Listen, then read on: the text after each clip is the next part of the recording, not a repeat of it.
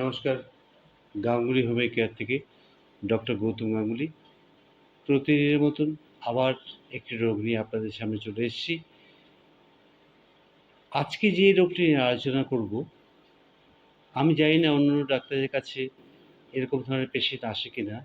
আমি লক্ষ্য করছি এই রোগটি নিয়ে কিন্তু আমার কাছে প্রচুর পেশেন্ট আসছে এবং ওষুধ খেয়ে তারা ভালোও থাকছে। বিশেষ করে এই রোগটি মেয়েদের ক্ষেত্রে দেখা যাচ্ছে এবং বয়স্ক লোকেদের ক্ষেত্রে এবং মহিলাদের ক্ষেত্রে দুজনের ক্ষেত্রে দেখা যাচ্ছে। রোগটির নাম হচ্ছে সায়াটিকা। এই রোগটির সম্বন্ধে কিছু পূর্বাভাস আপনাদের দিচ্ছি আমি। দেখবেন হাত পাগুলি অনেকটা বেঁকে গেছে, শরীরে ইউরিক অ্যাসিড বেড়ে গেছে। যদি ইউরিক অ্যাসিড টেস্ট করেন, দেখবেন ইউরিক অ্যাসিডের প্রাধান্য অনেক বেশি বেড়ে গেছে। হাঁটতে গেলে হাঁটুতে কটকট করে আওয়াজ হচ্ছে, হাঁটুর হাড়ে গ্যাপ দেখা দিচ্ছে। এক্সরে করলে দেখা যাচ্ছে হাঁটুর হাড়ে গ্যাপ। এটা দু কারণে হতে পারে। এক হতে পারে আপনার ওভারওয়েট, অর্থাৎ প্রচণ্ড শরীরের ওজন, যেটা আমাদের পা যে আমাদের সমগ্র শরীরটাকে বহন করছে, সেই পায়ের বহন ক্ষমতা কমে যাচ্ছে ধীরে ধীরে। ফলে কী হচ্ছে, হাঁটুর ক্ষয় হচ্ছে, মালায় চাকি ক্ষয়ে যাচ্ছে, মালায় চাকিতে গ্যাপ দেখা দিচ্ছে এবং পাগুলি বেঁকে যাচ্ছে, হাত নখগুলি বেঁকে যাচ্ছে। সায়াটিকা সিমটম এটা। আর তার সঙ্গে প্রচণ্ড ব্যথা, গাঁটে গাঁটে ব্যথা, কোমরে ব্যথা, নিম্নাঙ্গে ব্যথা, লম্বা লম্বা হাড় যেগুলো আছে, যেমন আমাদের হাতের হাড়, পায়ের হাড়, এগুলোতে প্রচণ্ড ব্যথা, নড়াচড়া করতে পারছে না। মনে হচ্ছে কেউ বলছে, পেশেন্ট এসে বলছে শরীরে সারা শরীরে ছুঁচ ফোটা যেরকম ব্যথা হয় সেরকম ব্যথা হচ্ছে। রোগটি কিন্তু মারাত্মক রোগ। এই রোগের থেকে মুক্তি পেতে হলে প্রথমে আপনাকে শরীর থেকে ইউরিক অ্যাসিড কমাতে হবে। আর ইউরিক অ্যাসিড কমাতে গেলে কিছু কিছু খাওয়া আপনাকে বর্জন করতে হবে। যেমন যে সমস্ত সবজিতে দানা রয়েছে, যেমন টমেটো, ঢ্যাঁড়স, ক্যাপসিকাম, এগুলো খাবেন না। ক্যাপসিকামটা খেতে পারেন, ক্যাপসিকাম দানাগুলো ফেলে দিয়ে খোসাটা খেতে পারেন। কিন্তু ঢ্যাঁড়স বা টমেটো একদম খাওয়া যাবে না। অর্থাৎ হাই প্রোটিনযুক্ত খাবার খাওয়া যাবে না। মসুরির ডাল,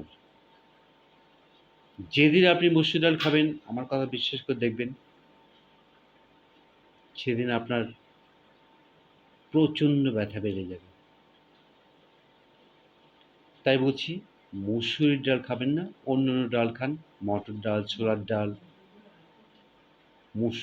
মুগের ডাল, এগুলি খেতে পারেন। কিন্তু মসুরির ডাল কিন্তু ভুলে করে খাবেন না, যেহেতু মসুরির ডালে হাই প্রোটিন রয়েছে। টমেটো খাবেন না, কোনো টক জাতীয় জিনিস খাবেন না। প্রচণ্ড পরিমাণে শরীর থেকে ইউরিক অ্যাসিড বের করে দিন। অর্থাৎ কীভাবে বের করবেন ইউরিক অ্যাসিড? জল খান পরিমাণ মতো, এই খাবারগুলো বর্জন করুন। লবণযুক্ত মাছ, অর্থাৎ সমুদ্র বা নদীর মাছ খান। 200 গ্রামের নিচে মাছ খান। যে মাছের চর্বির তলায় কালো অংশ হয়ে গেছে, সে ধরনের মাছ খাবেন না। তাহলে কিন্তু আপনার ইউরিক অ্যাসিড কমবে না, আর সায়াটিকাও কমবে না। এগুলো হচ্ছে প্রতিষেধক। তার সাথে সাথে আপনাকে কিছু কিছু এক্সারসাইজ করতে হবে। সকালে উঠে পায়চারি করতে হবে, বিভিন্ন ধরনের এক্সারসাইজ করতে হবে, হাত পাকে সঞ্চালন করতে হবে, যাতে আপনার গাঁটে গাঁটে ইউরিক অ্যাসিডগুলি জমতে না পারে। কী হয় জানেন তো, বাবল হয়ে ইউরিক অ্যাসিডগুলি আমাদের জয়েন্টে, যেমন এলবোতে, হাঁটুতে গিয়ে স্টোরেজ হয় ইউরিক অ্যাসিড, তখনই কিন্তু ব্যথা শুরু হয়। আর এগুলি যাতে না হয় সেজন্য আপনাকে গায়ের ঘাম ঝরিয়ে ব্যায়াম করতে হবে। 10 মিনিট ব্যায়াম করুন আপনি। পরের এপিসোডে আমি ব্যায়ামগুলি দেখিয়ে দেবো, সেগুলি করবেন, দেখবেন আপনি ইউরিক অ্যাসিড থেকে অনেকটা মুক্তি পাবেন। আজ চলে আসছি ইউরিক অ্যাসিড ওষুধের সম্বন্ধে। প্রথমে বলছি সাইটিকার ওষুধ ক্লোরোসিন 200, 4 ফোঁটা করে দিনে 4 বার 1 চামচ জলের সঙ্গে খাবেন। কি বললাম? ক্লোরোসিন 200, 4 ফোঁটা করে দিনে 4 বার 1 চামচ জলের সঙ্গে খাবেন। সেকেন্ড মেডিসিন ম্যাকফস 200X, ম্যাকফস 200X, 4টে করে ট্যাবলেট দিনে 4 বার গরম জলের সঙ্গে খাবেন। চায়ের সাথেও খেতে পারেন। Second medicine Kalmia latifolia, Kalmia latifolia 200, Kalmia latifolia 200। এই ওষুধটি দিনে 3 বার করে খাবেন, 4 ফোঁটা করে দিনে 3 বার 1 চামচ জলের সঙ্গে খাবেন। আর তার সাথে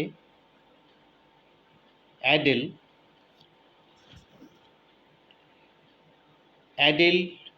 26 আর অ্যাডেল 4, অ্যাডেল 26 20 ফোঁটা করে হাফ কাপ জল দিয়ে দিনে 3 বার খাবেন। আর অ্যাডেল 4 মাফ করবেন, অ্যাডেল 4 20 ফোঁটা করে হাফ কাপ জল দিয়ে দিনে 4 বার খাবেন। অ্যাডেল 4 4 বার আর অ্যাডেল 26 দিনে 3 বার।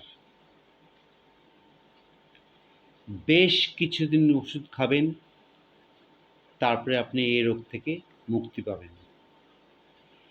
এরপরে যদি কিছু জানার থাকে, আমার চ্যানেলে ফোন নাম্বার দেওয়া থাকে, অবশ্যই আমাকে ফোন করে জানাবেন।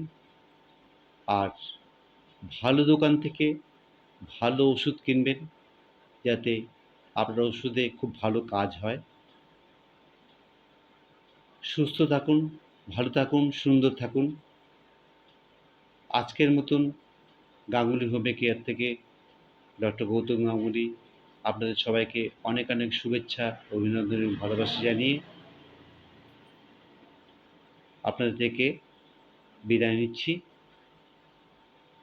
প্রতিবারের মতো এবারও বলছি যে পজিটিভ মেন্টালিটি নিয়ে চলবেন, অর্থাৎ ভালো ছিলাম, ভালো আছি, ভালো থাকবো। আর যখন যন্ত্রণা হবে একটু হালকা গরম সেঁক দেবেন। নমস্কার।